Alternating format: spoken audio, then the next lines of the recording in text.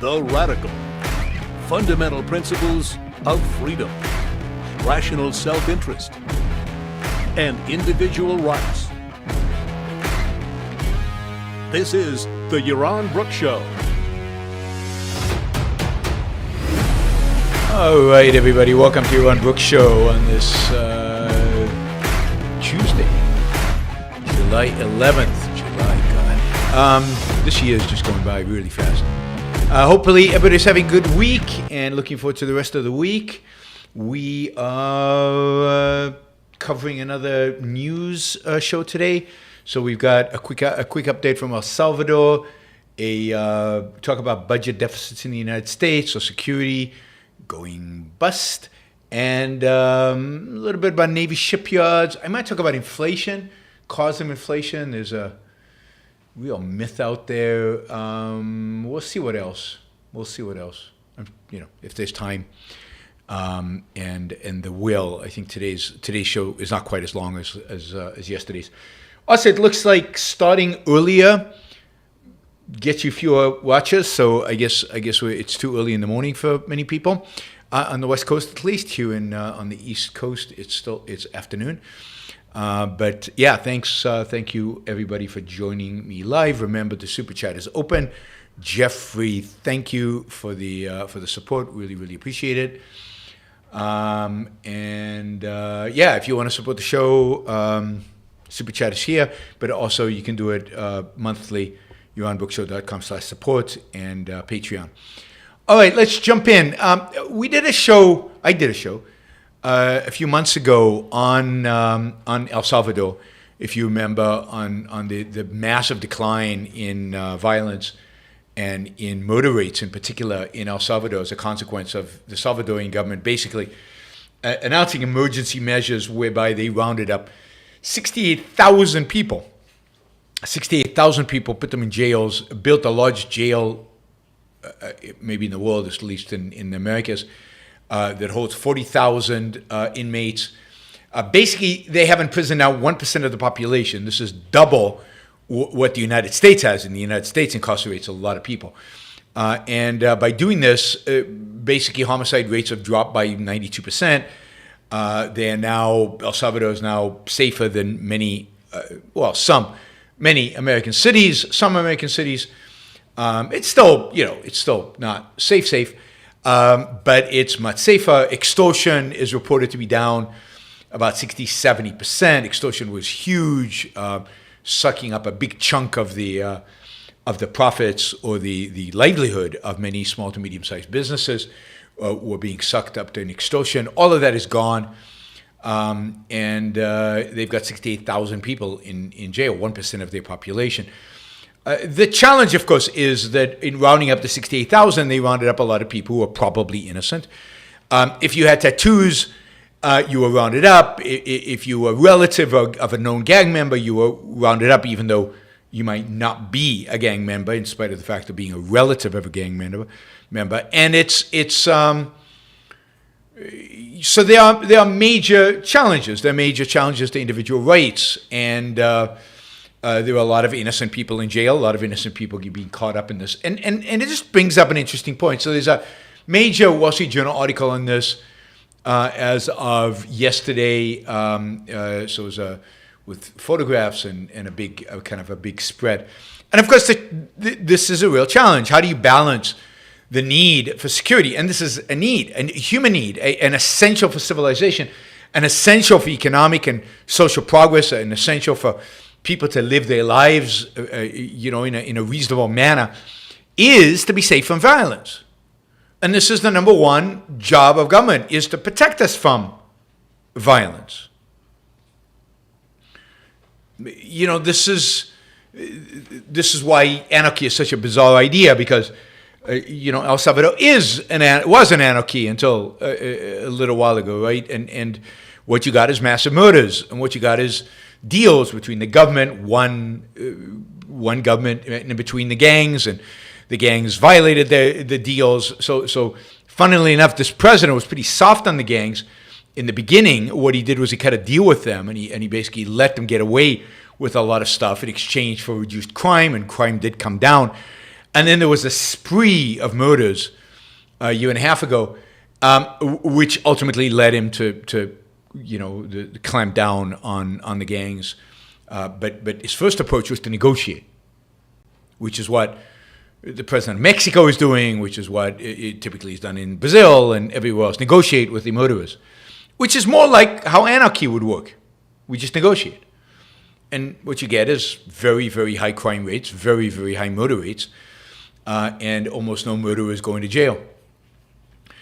So El Salvador tried this other way, and of course, what you get when you do that is you get a violation of some people's rights, and what you get is emergency powers given to the executive branch, the president in this case, and what you get is a move towards authoritarianism. And this is what happens when you let a country go, when you let violence go rampant. Authoritarianism usually follows because people won't tolerate that, don't want to tolerate that. They want to live in peace. It's basic. It's the fundamental. It's the 101. It's a basic thing that they want. And that's what's happening in El Salvador. The current president, Bukele, has an approval rating of 90%, 90. Everybody loves him. Why? Because they can now go out into the streets without fear of being shot. They can now open their business without having to pay extortion money to more than one gang, several gangs. They can now order pizza, and the pizza delivery will actually come to their neighborhood. For a long time, the kind of delivery services did not go into certain neighborhoods. You can now call the police, and the police will actually show up. So the rule of law is super important and super valued by human beings. And it takes a real rare political leader to combine the protection of rights of the innocent, protecting them from violence, but also then making sure not to penalize the innocent by rounding them up. And if you put all the males, all men, the whole male population in jail, violence will come down. There's no question about that. So how do you balance the two? And it's going to be a real rare political leader who can do that. I mean, Putin came to power in Russia in 2000 for the first time because of the mayhem, the anarchy, and the violence generated by that anarchy in Russian society during the 1990s. And what Russians wanted is a strong man to straighten things out, and he did. And Russia, to this day, is paying the price. Now, is Bukele the kind of leader who ultimately can rein it back? Is Bukele the kind of leader who can go through the population in prison of 68,000, figure out who is guilty and who is innocent quickly and effectively, and free the innocent? We will have to wait and see. There's still, no clear evidence one way or another. The special powers that were given the government in order to round up everybody are still in place, are renewed every month. On top of that, they do claim that they have put in front of a judge 60,000 of the inmates, so that's a huge percentage. They have freed thousands of inmates because I assume they think they're innocent. But there's still fear that there are at least 3,000 to 5,000 innocents among those that are being held. And again, Bukele will be ultimately judged historically over the long run. Short run, huge success, amazingly popular. And maybe this was necessary, right? Maybe this was necessary. The price is you've got innocent people in jail, but at least innocent people are not dying in the streets. The question is, how do you long-term establish the rule of law? Not the rule of the fist, but the rule of law. And how do you long-term make sure that the people who stay in jail are the actual guilty, and you release the people who are actually innocent? In the meantime, unsurprisingly, the Salvadorian economy is doing well. It's growing fast. They are courting investment now, touting the fact that crime rates are so low. investment will probably start flowing in. There's also some really good tax deals for tech companies to go to El Salvador. So, this will help the economy. One of the things that economies need, one of the things that capitalism needs in order to exist, and economies need in order to thrive, is the elimination of violence.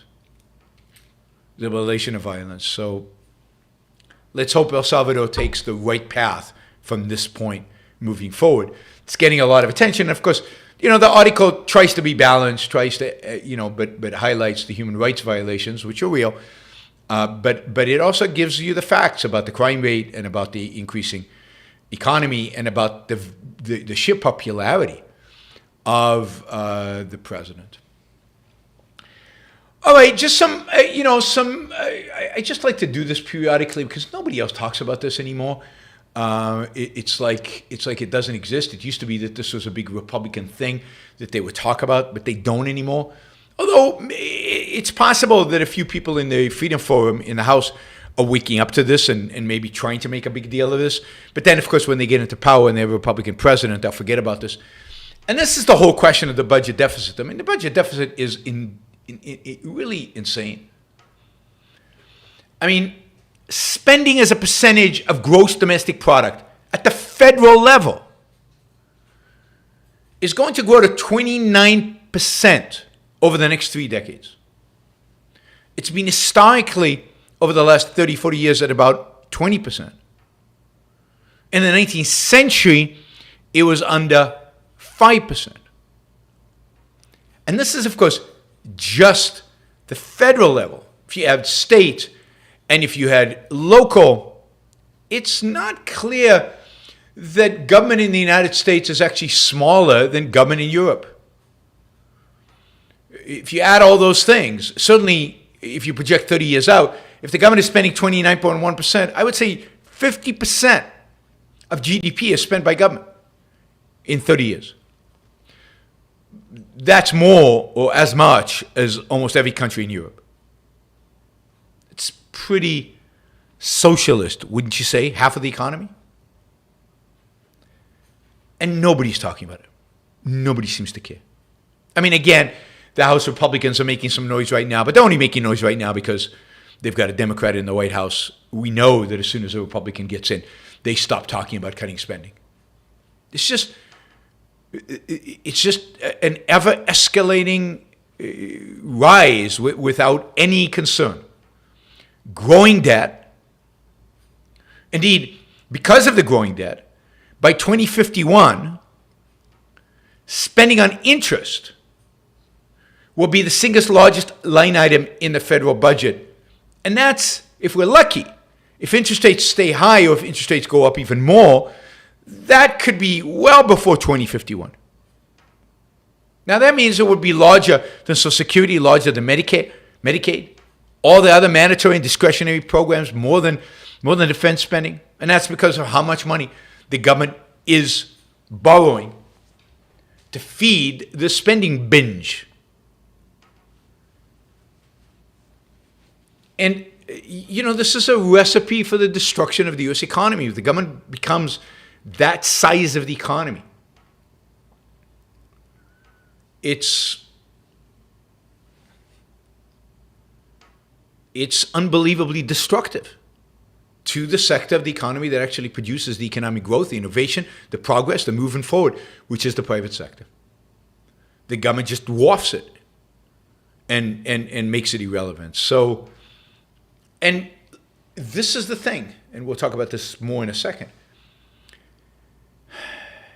The longer you wait to deal with it, the more difficult it is to deal with. The longer you wait to deal with it, the bigger the debt, the bigger accumulated debt, the harder it is to pay it off. The longer you wait to deal with it, the bigger the interest payments are going to be because you're going to have to keep funding that debt.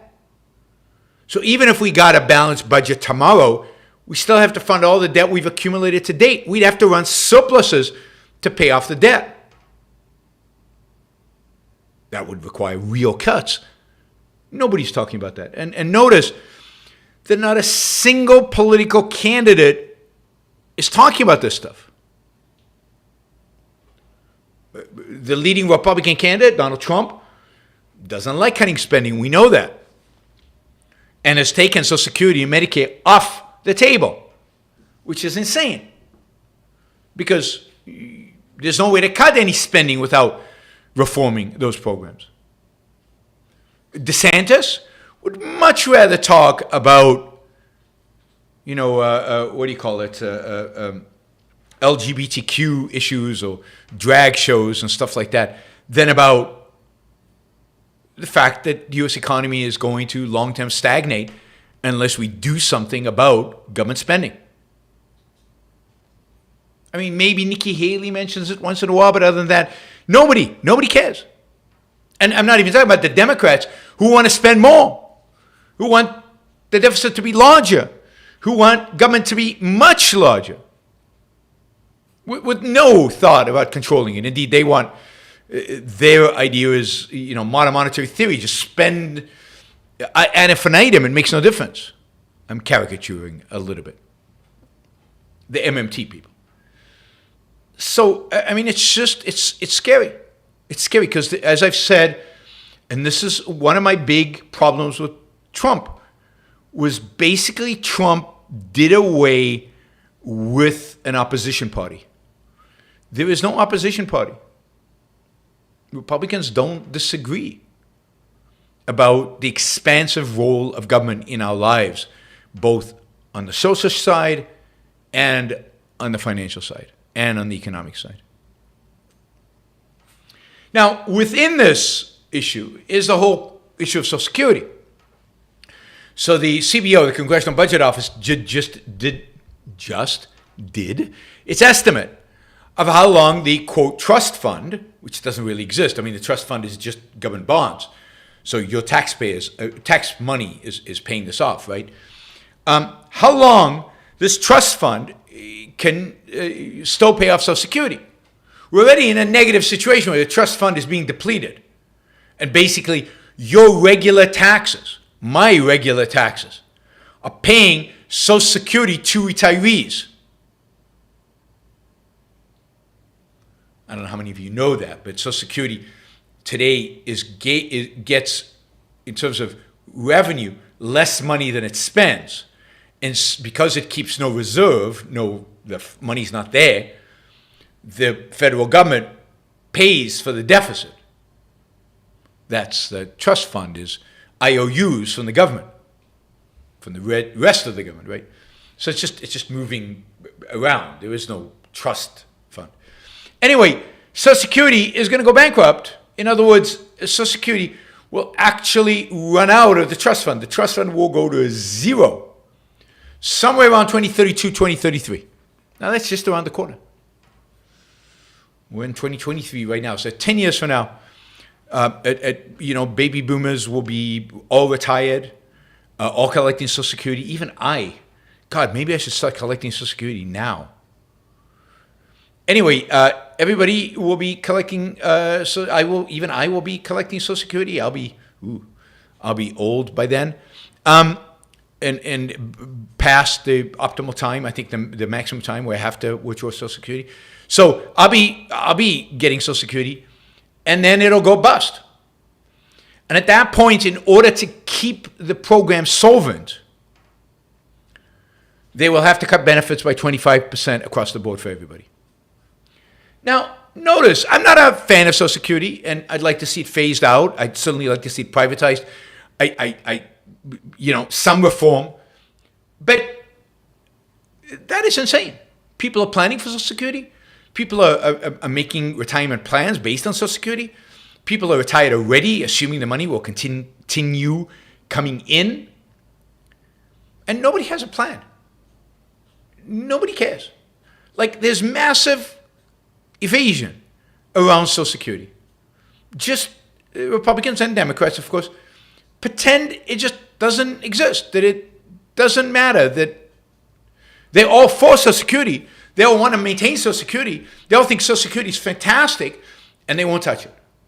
At least Ronald Reagan had the audacity to have a commission look at Social Security and proposed some things to extend its life. That commission was run by none other than Alan Greenspan, who recommended raising taxes and lowering benefits, but at least had a solution. Every year that they wait will require, in order to fix the problem, greater tax rises and greater benefit reductions. But they'll keep waiting. They'll just bury their hand in the sand and pretend nothing is going on. Nothing is happening. And these are politicians. This is the quality of our politicians.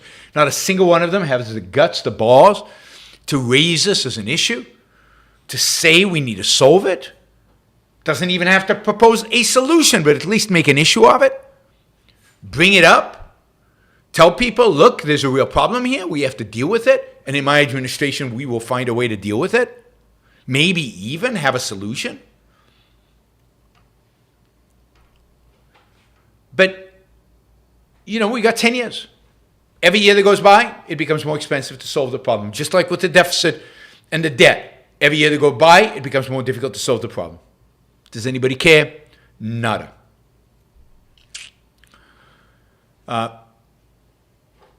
Where does that leave, again, the U.S. economy? Where does that leave our quality of life, standard of living, ability to plan into the future?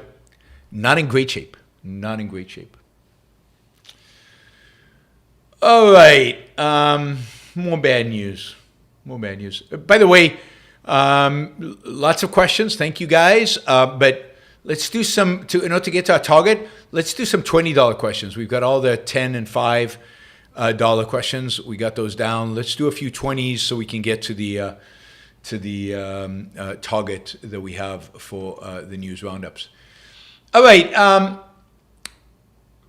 This one is a little, in the context of people caring about U.S. being prepared, a lot of concern is being expressed that the U.S. is sending, tanks and artillery and shells and cluster munitions to the Ukrainians from our reserves. And as I've said many, many times, it doesn't really matter because these are not weapons we are likely to need in the foreseeable future. They're not relevant for the primary conflict that seems to be on the horizon for the United States.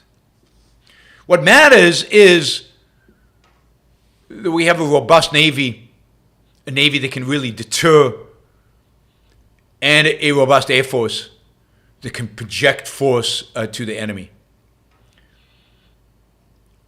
And that a lot of the rest of the stuff, a lot of really what the Army does as an Army is less important in a future conflict that is likely to be in the Pacific.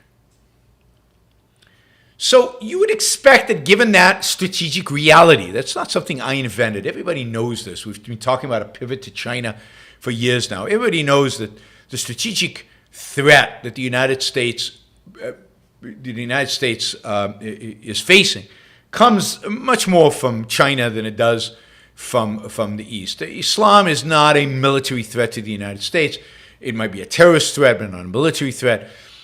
Russia is not a threat to the United States. It's not going to invade the United States. It's a threat maybe to Europe, and Europe has the capacity to deal with it. And as we're seeing in Ukraine, if Ukraine has the capacity, Europe can easily deal with a threat from Russia. The only threat really to the United States, we have no threat from the North, we have no threat from the South. The real threat to the United States is potentially from China. And therefore, it makes sense to strategically align our forces around that threat. And that means emphasis on Navy and Air Force. Well, things like that cause me to particularly kind of wonder, again, where is the strategy? Where is the thinking? And where's all the money that goes into the defense budget going? When you read a story that says, here's the headline, nearly 40%, 40, of U.S. attack submarines are out of commission for repairs. This is the highest it's been, at least in modern history. These are the exact subs that are key to restraining China, potentially also Russia, but certainly China. These are not the submarines where you launch nuclear weapons in World War III and the world ends. These are submarines that would be used to defeat or to dwindle down a much larger Chinese Navy trying to invade Taiwan. These are the kind of submarines that will launch ballistic missiles onto the east coast of China in an invasion of Taiwan scenario. So these are submarines that are really necessary and play an important role in making a country like China think twice about invading Taiwan, because they know we have them, they know they're in the waters, they know they're close to them. Whoa, it's a real threat, and it's a real reason to hesitate. Because while China has a bigger navy, it doesn't have the capabilities we have. Its navy is a lot less sophisticated. They cannot match our submarines. They cannot detect most of our submarines.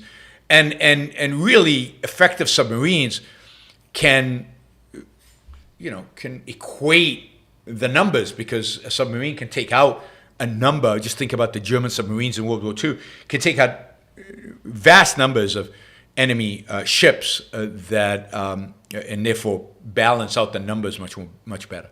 But when 40% of American submarines are in the dry dock, the Chinese and the Russians and the rest of them have a lot less to fear. 18 of the Navy's 49 attack submarines were out of commission. Now, this was at its lowest in 2015. It's been creeping up since then. It's now at the high point. Nobody really knows when this will get better. One submarine that hit, I guess, an undersea mountain, but this is an important submarine, the USS Connecticut, which is one of 3 Seawolf class submarines. These are premier submarines. Hit an underwater mountain in South China Sea. How does that happen? Don't they have equipment to prevent that? Like my car even stops itself before hitting an underwater mountain. This was 20 months ago. They think it'll be back in commission in 2026 at the soonest. Why are we not investing more heavily here? Why are we not scrapping some of the waste, some of the nonsense, some of the BS that we spend on military, and investing heavily in building up our ability to repair submarines and repair our ships? And why aren't we making sure that our Navy is at full force? You'd expect 10 to 20% of the submarines to be in the yard at any point in time. But 38 is just absurd. Right? And this is the kind of strategic thinking, this is kind of emphasis in terms of budgetary allocation that needs to be put. Now, there's a 20-year, notice a 20-year, only the government does 20-year plans, a 20-year plan to revamp the shipyards. They're 5 years into it. 20-year plan. How about condensing that to a 10-year plan and doing it over the next 5 years and getting it done with? 20-year plans. All right.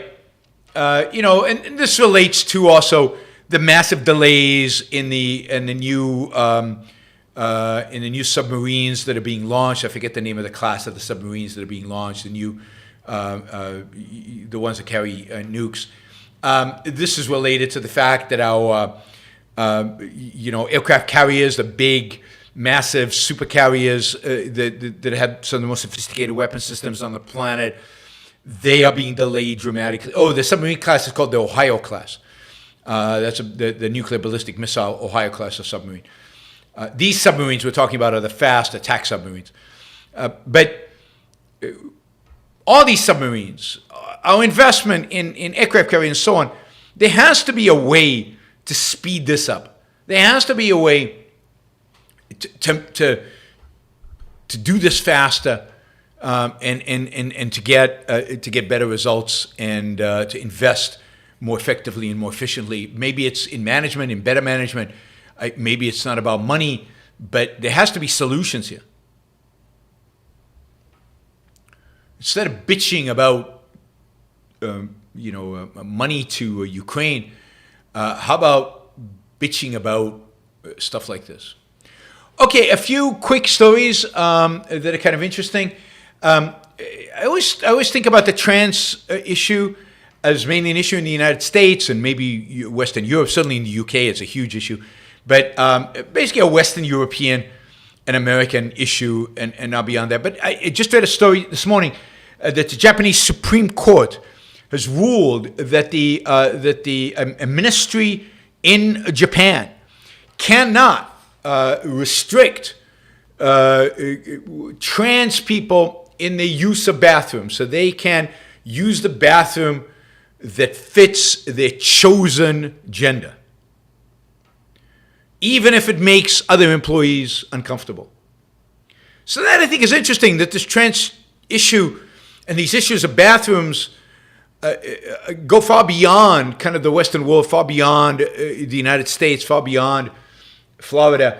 And Japan is struggling with this. You'd expect Japan to be super conservative and super anti this, and yet sometimes they surprise you, and they're more to the left. So interesting. It was a unanimous decision by a five-member Supreme Court in Japan. So just thought that was kind of interesting that these issues are kind of global issues, at least in what you would consider the Western world. I consider Japan part of the Western world. Okay, another quick one. Highly recommend Mark Andreessen's story, article, AI Will Save the World. It has just been published on the Free Press. This is Barry Weiss's Substack. AI will Save the World, Mark Andreessen. I think you can read it without paying. If you go to thefp.com, the letter F, letter P.com, and AI Will Save the World. Excellent piece by Mark Andreessen, who is on the optimist side of the AI debate. Finally, well, I'm going to keep this for tomorrow probably. Okay, we'll do that tomorrow. We'll talk about inflation. I want to talk about inflation tomorrow. All right, that is what I have. Let me just remind everybody we're still about 8 $20 questions short of our goal. So if you can, and if you're interested, if you want to support the show, please support the show with a sticker or with a $20 question. Sticker for any amount. Question, make them $20 questions. But let's see if we can get to the target as we do almost every morning. All right, let's jump in with Michael. Michael says, are most economists sympathetic to free markets, but why do so few advocate complete laissez-faire? I think most economists recognize the value in free markets in certain circumstances. So, for example, I think most economists today don't believe you should have free markets in healthcare. I think most economists don't believe you should have free markets in education. And that is partially because they buy into certain fallacies in economics about these being, quote, public goods, or that markets fail in delivering these kind of goods. Or the more honest ones, I think, believe that, yes, markets can provide and so on, but it's not fair. So they make a moral argument against it. Most economists, I think, understand the value of free markets in almost every other sphere. Again, most, not all. But the reason almost very few economists are completely laissez-faire is because of these bigger moral, social issues that they think that free markets cannot solve, cannot deal with. Most economists have bought into the idea that while markets are best, they often fail. And therefore you need government intervention, regulations, and so on to fix the failures. So that is why they're not completely laissez-faire. All right, doesn't look like we're going to make it today. Well, we don't have a lot of light people. Maybe that's because the early. Yesterday when I did 2 o'clock, we got a lot more people. So maybe I'll have to try to avoid 12 o'clock in the future. All right, Michael says, do you think the way objectivism will enter universities will be more from student demand than from academics recognizing the truth of objectivism? Well, today it's mostly from students. I don't think students are going to be vocal enough to demand it. I think you're slowly going to see more academics embracing objectivism or elements of objectivism or objectivism as a whole. I think it will just become more part of the world out there, as we train more intellectuals, more of them will be academic. They'll be part of the world. There are already a lot of academics out there who are objectivists, whether they announce it to the world or not. A lot more than there were 20 years ago, and in 20 years ago, there'll be a lot more than there are today. And it'll just grow like that over time. And students who are interested in objectivism will find their education around objectivism in other places, like YouTube and like the Ayn Rand University.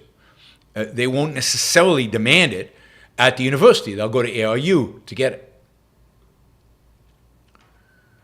Michael says, will universities prove themselves obsolete while podcasts and internet capture the next generation as fewer and fewer people go to college? I think, it's hard to tell, but universities are going to be disrupted. I expected them to be more disrupted over COVID. It's very hard to launch an online university. We'll see what happens with places like University of Austin and other kind of alt universities. I still don't get a sense that is changing the vast majority of the way people think about universities. So it might take much more time than we expect. Ultimately, I think the internet will disrupt universities and there'll be less. I do think fewer people will ultimately go to universities. There'll be so many different alternatives to it. ARU being a good example of that. We plan to expand our programming to cover many, many things. And I think you'll learn in ARU in 1 year much more than you'll learn in 4 years in college in terms of real knowledge and useful knowledge. But universities will still exist, partially because they provide a certain social experience that people value. So hard to predict the future, but I wouldn't be surprised if universities are disrupted and education is disrupted in one way or another. Lewis, imagine if conservatives and new right were good on the physical issues like they are on social issues. Well, good is not thorough or passionate about them. Yeah, I mean, the world would be a different world, and our debate and our discussions would be very, very different. Very, very different. But that's why they can't, because, to be consistent about like economic issues, it takes a certain individualistic perspective. And by its very essence, by its very nature, the new right is not individualistic. And generally, the culture is moving and has been moving for 100 years towards less and less and less individualism. So it's very hard to get that kind of result. Gail says, at what point do we declare fascism is too rampant to defend no new entrants into the marketplace? Hard to tell in terms of economics. Certainly 50% of the economy being driven by the government is as close as might be a point where you declare it. Hard to tell. I think when tech gets heavily regulated, when you see the tech companies being broken up, then every single industry in the U.S. will have dramatic regulations and massive regulations. I think we'll see it. We'll know when we see it, maybe. But yeah, we really have to think about to what extent are we really free. It'll be interesting to see how on the Economic Freedom Index, how the United States continues to decline. Ike says, assuming we don't cut spending, what's your advice to someone in their early 20s? Is it invest in gold? I don't know. I don't know how good gold is going to be as a hedge against the kind of inflation that's coming, or against and it's certainly not a hedge against the stagnation that is coming. I think the reality is that the best thing to invest is in yourself. The best thing to invest in is in your own earning power. The best thing to do is to try to earn as much money as you can and to save money. And I think that the best way to save money is to invest it in those companies that are still going to grow. The entire economy could stagnate while certain companies can grow. If you can identify those, you can find those. It's probably in technology. Those should be where you invest and where you put you put your money. Gold is static. Gold saves your purchasing power. But if you really want to increase your purchasing power, you have to invest in economic growth, in profits, in businesses that make money. And I think there I would look for high growth companies, particularly if you're young and you can tolerate the volatility of the markets. Look for the high growth companies of the future. Finally, Frank, a Democrat told me the Leaning Tower of Pisa is what you get when you have no regulations. How does laissez-faire not lead to more leaning towers? How does that even make any sense? Right? How does that make sense? Right? How does laissez-faire build beautiful products like this that don't break down every 5 seconds? But when it comes to real estate, yeah, that'll break down every 5 seconds. I don't understand the logic of it. Competition between builders leads to better products, not worse products. Certainly minimum standards, not leaning, not falling down, well established in the marketplace. Don't need government to prevent that. Planes are not falling from the sky every 2 minutes. Why? Well, because generally plane manufacturers don't want to kill people for a lot of reasons. Among them, they like people, but also because they get sued. Builders don't want to have buildings lean because they'll get sued and they'll be wiped out and they'll go bankrupt. And there are lots of other people in the chain that have a vested interest in not having their buildings lean. Banks who lend money against the building and the purchase of the building. Insurance companies that insure the building have a strong incentive to monitor the quality and make sure it doesn't. Owners, people who buy condos or rent apartments, have a strong interest in the building not leaning. And if there are defects, will sue the contractor. I mean, there's a million market mechanisms, small and large, that provide strong incentives for builders' reputation. Reputation is huge. For builders not to build leaning towers. Just like generally the goods that you buy are decently made. Of course, the cheaper you buy them, the less well-made they are than the more expensive ones, but they still have certain basics. And that's, again, not because of regulation. It's because of competition, and it's because of consumer demand, and because of the own self-interest of the producers.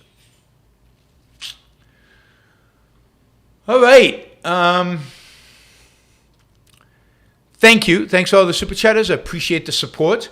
We could go out with, $3 from everybody watching right now would get us over the hump. You could do that as a sticker while I close shop here. Stickers, $3 from everybody watching right now would get us to our goal. $3. All right, let's see. What did I want to say? Yes, you can support the show on a monthly basis on YBS.com/support. You can also do it on Patreon or Subscribestar. Tonight, I will be doing a show basically on what's called free market environmentalism. I don't like the term environmentalism, so free market solutions to pollution, air quality, water quality, and other issues regarding nature. I need to figure out I've got a list of questions that Alex Epstein has provided me. So if you like Alex and you like the way he thinks, he's going to push me into thinking of what are the free market solutions for the various problems. So we will cover that tonight, 8 p.m. East Coast time. Please join me. It should be a fun show. And I think it's interesting how we deal with all these. And it relates to this question Frank asks about leaning towers and dirty air and dirty water. And wouldn't we chop down all the trees in the world if we had free markets? If we had laissez-faire. Why would anybody want a forest if we had laissez-faire? Wouldn't people just demolish all the forests and build apartment complexes? So that's today. And then just a reminder that on Thursday, we are going to have Jim Lennox here. We're going to talk about philosophy of science, his career, teaching philosophy at a university, and also discuss evolution. He is a specialist on evolutionary biology, so and Darwin and the genius that was Darwin and his contributions. So I'm looking forward to that one. That should take us out of a little bit of our comfort zone, things we usually talk about, and should be really, really interesting. All right, everybody. I will talk to you tonight. If not, then tomorrow morning or tomorrow afternoon. And until then, have a great rest of your day. Those of you watching after the fact, if you want to applaud, you can contribute to the show through an applaud. Catherine says stickers are not working. Yesterday, people had problems with the super chat. Not sure what's going on. Some people are using the stickers fine. So I don't know why, Catherine, stickers not working for you. Jeff, thank you. Equal to reality, thank you. Frederick, thank you. Those are all stickers. Anonymous user, thank you. Sylvanos, thank you. Jeffrey, thank you. Those are all stickers. So for some, stickers are working. Again, $3 from everybody watching right now gets us where we need to be. Thanks, everybody.